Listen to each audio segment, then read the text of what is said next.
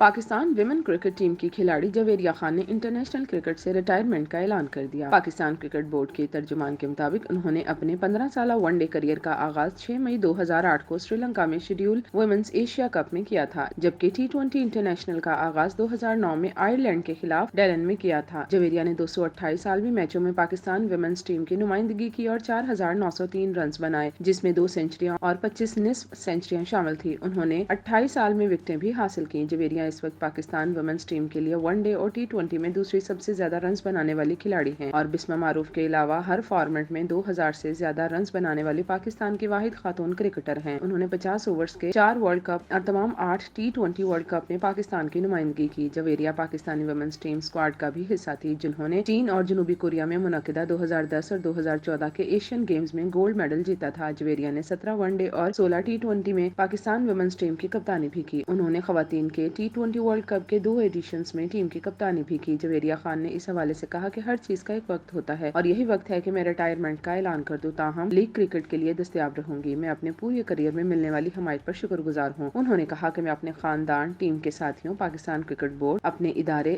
ZTBL کا ہر قدم پر تعاون اور رہنمائی کے لیے شکریہ ادا کرنا چاہتی ہوں اور اپنے مداحوں کا شکریہ ادا کرنا چاہتی ہوں، جن کی حوصلہ افزائی نے مجھ میں بہترین کارکردگی کو سامنے لانے میں اہم کردار ادا کیا۔ ان کا کہنا تھا کہ مجھے دنیا بھر میں پاکستان کا جھنڈا تھامنے کا اعزاز حاصل ہوا ہے، جس پر مجھے فخر ہے۔